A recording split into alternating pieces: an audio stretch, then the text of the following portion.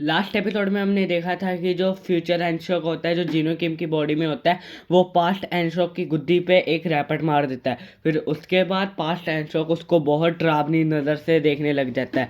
फिर इस एपिसोड की स्टार्टिंग में जो उसके साइड पे शुल्गी मोटा बैठा होता है उसकी फटके 4 हो चुकी होती है और वो बहुत ही हल्की आवाज में जीनू किम को कहता है, मतलब फ्यूचर एनशॉक को, जीनू आखिर तू ये क्या कर रहा है? तूने हमारे मास्टर के रैपट मार दिया, जल्दी से उससे माफी मांग ले, जल्दी कर। लेकिन काफी ज्यादा अभी अजीब बात है कि अभी तक कोई हंगामा नहीं हुआ। एक सेकंड, मुझे समझ आ चुका है कि जरूर एंशो कभी ये सोच रहा होगा कि जीनू किम तो उसके मार ही नहीं सकता। उसको लग रहा होगा कि वो कोई सपना देख रहा है। और अभी सारे स्टूडेंट यही सोच रहे होते हैं कि जीनू किम काफी किस्मत वाला है क्योंकि इतने समय तक एनशॉक किसी को भी फाड़ के रख देता है और जीनू अभी तक जिंदा है। फिर इसके बाद टीचर बोलता है, तो आज रोल नंबर 17 की बारी है ना, तो जल्दी से जल्दी रोल नंबर 17 यहाँ आओ और ये प्रॉब्लम सॉल्व करके दिखाओ। नंबर 17 कौन है? जल्दी से सामने आओ, मैंने कहा। लगता है मुझे अटेंडेंस शीट देखनी पड़ेगी। ठीक है, रोल नंबर 17 है एनशोल जैंग, सामने आओ जल्दी। कौन है एनशोल जैंग? सारे स्टूडेंट बहुत डर चुके होते हैं और वो अपने मन में बोल रहे होते हैं, 17 नंबर तो एंशोल का है, हमारे मास्टर का। जो भी इन सर के सवालों को सॉल्व नहीं कर पाता सर उसको डंडा मारते हैं। यहाँ शायद कुछ बहुत ज्यादा गलत होने वाला है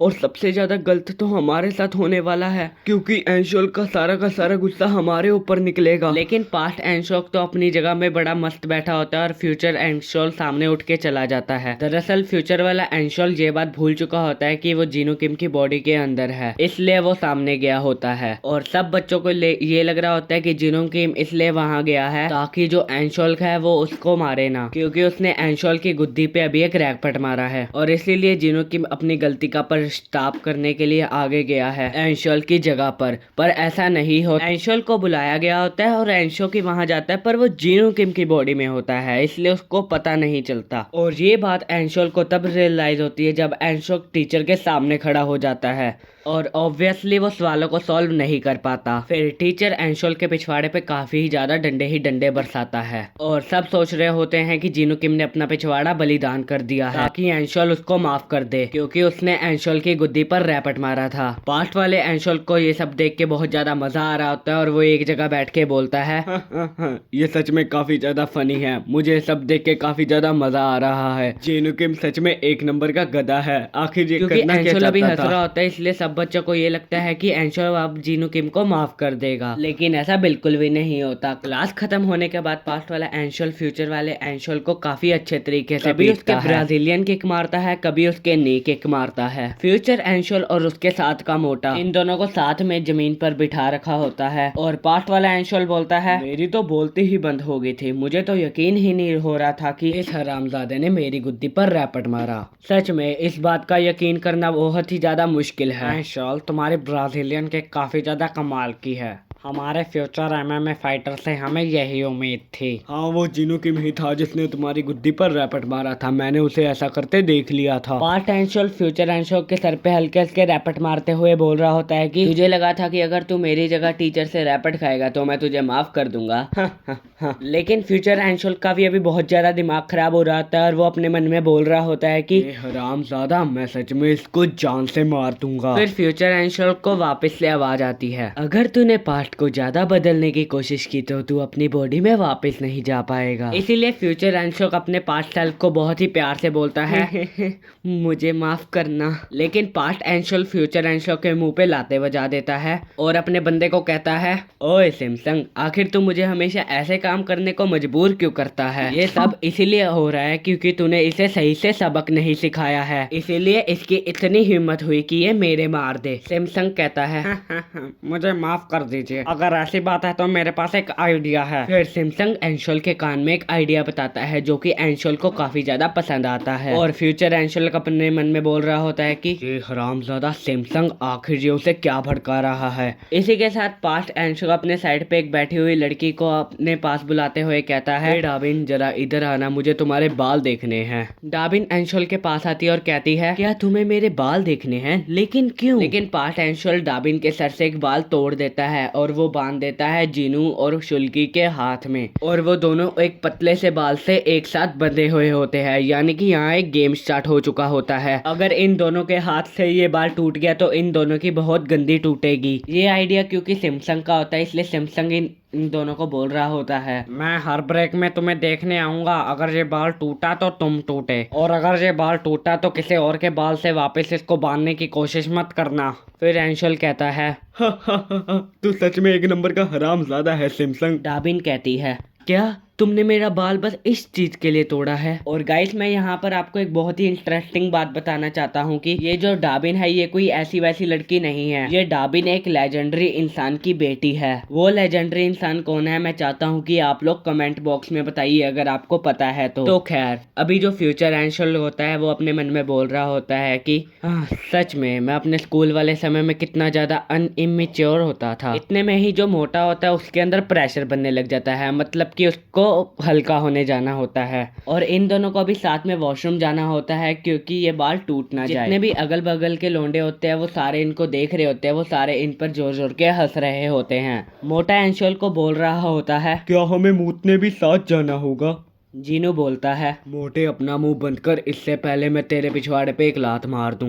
मोटा कहता है, आखिर तू इस तरीके से बात क्यों कर रहा है? तू ऐसा इंसान नहीं है। लेकिन फ्यूचर एंशल का भी दिमाग खराब हो रहा होता है और वो अपने मन में बोलता है, वो सैमसंग मुझे यकीन नहीं हो रहा, उसकी वजह से मुझे इतना कुछ सहना पड़ रहा है। और ये अगल बगल के कीड़े मकोड़े क्या ये मेरे ऊपर हंस रहे हैं? मैं एंशल जैंग हूँ, आखिर इन सब की हिम्मत कैसे हुई मेरे ऊपर हंसने की? अगर जीनू किम ने मुझे श्राप न दिया होता मैं यहाँ जो मर्जी कर रहा होता। लेकिन इतने में ही मोटा किसी बंदे से टकरा जाता है और उनका बाल टूट जाता है जिनसे उन दोनों का हाथ बंधा हुआ था। मोटा बहुत चिल लग रहा होता है और इस बाल को पकड़ के बोलता है, हे ये तो टूट गया। और एंशल की अभी फट चुकी होती है और वो बोलता है, तेरा दिमाग खराब हो गया क्या? आखिर तुझे एक काम दिया था वो भी तेरे से नहीं हुआ, अब तेरी वजह से हमारे पिछवाड़ों पर लात पड़ेगी। इतने में ही एंशल अपना सर पकड़ के सोच रहा होता है कि आखिर वो डर क्यों रहा है। एंशल अपने मन में बोल रहा होता है कि क्या आखिर मेरे ऐसे दिन आ गया कि एक बाल टूटने की वजह से मैं इतना डर रहा हूँ? मैं एंशल जैंग हूँ, मुझे ऐसी चीजों से डरना नहीं चाहिए। और मोटा एंशल को बोल रहा होता है, जीनू किम लगता है कि तुम काफी ज्यादा डर गए हो, लेकिन तुम्हें इतना ज्यादा डरना नहीं चाहिए। हमें बस तब तक ये सारी चीजें सहनी होगी जब तक हमारा हाई स्कूल पास नहीं होता, उसके बाद हम फ्री हो जाएंगे।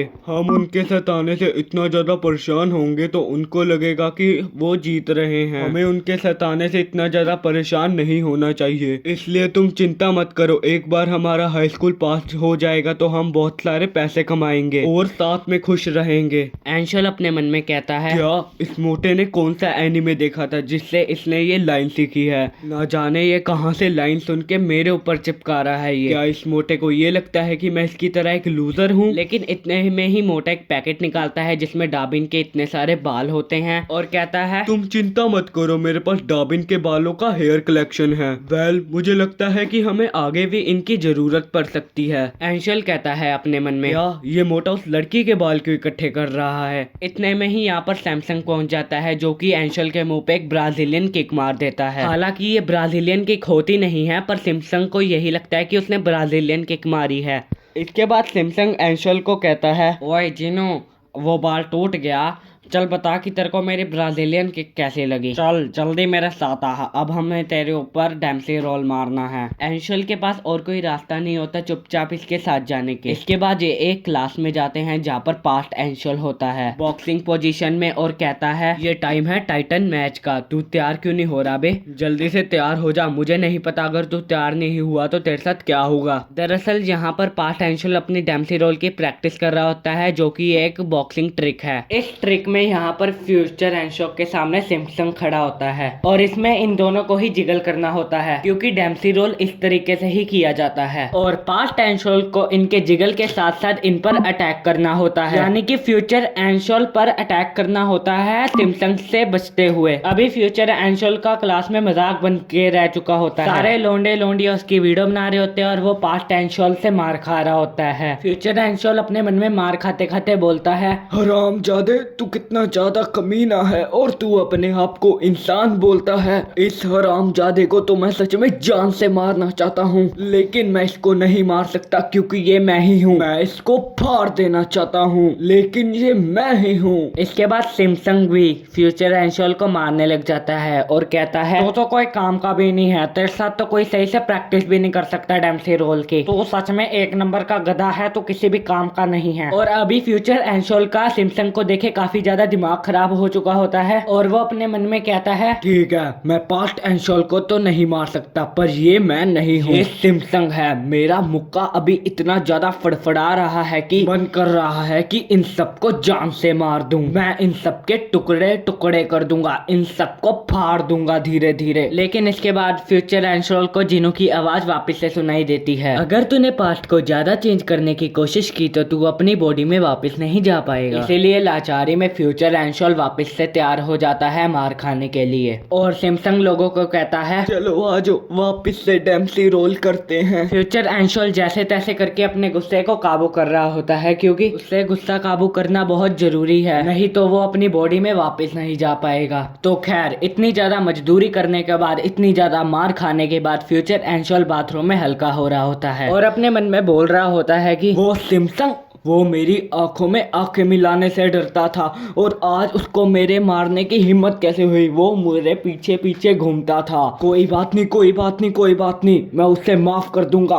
वो सब कुछ ये मेरी ही अकड़ में कर रहा है, मेरे पास्ट वाले एंशल की। ठीक है ठीक है, मुझे बहुत ज्यादा शांत रहना चाहिए। मैं बहुत ज्यादा दयालु हूँ, मैं उसे माफ कर सकता हूँ। मैं उसे कुछ नहीं करूंगा, मैं उसे जान से नहीं मारूंगा। लेकिन इसके बाद सिमसंग यहाँ पर भी आ जाता है पीछे से और एंशल की कमर पकड़कर और के पिछवाड़े पे धक्का दे देता है। और ऐसा करते करते सिमसंग बोल रहा होता है कि आखिर तेरे को परमिशन किसने दी बे यहाँ मूतने की? क्या मैंने तुझे कहा नहीं? आखिर अगर तेरे को मूतना भी होगा तब भी तुझे मेरी परमिशन लेनी पड़ेगी। ऐसा लग रहा है कि तू एंशल है, इतनी चौड़ में जो मूत रहा है तू यहाँ पर। अभी जो मैंने तेरे को धक्का दिया है उससे तूने अपने मुंह को खुद ही गीला कर लिया है। तूने अपने ही ऊपर, अपने ही मुंह के ऊपर खुद ही मूत कर दिया है। ऐसा लग रहा है कि तेरे ऊपर गोल्डन शावर गिरा है और तू इतना चुप क्यों है? क्या तू अभी भी हल्का हो रहा है इन सब चीजों के बावजूद भी? लेकिन अब फ्यूचर एंशल का दिमाग खराब हो चुका होता है और वो अपने मन में कहता है बहुत हुआ, ये सब इतना ही था। फिर वो दरवाजे की तरफ जा रहा होता है और सिमसंग उसे कहता है अबे हरामजादे, तेरा दिमाग खराब हो गया है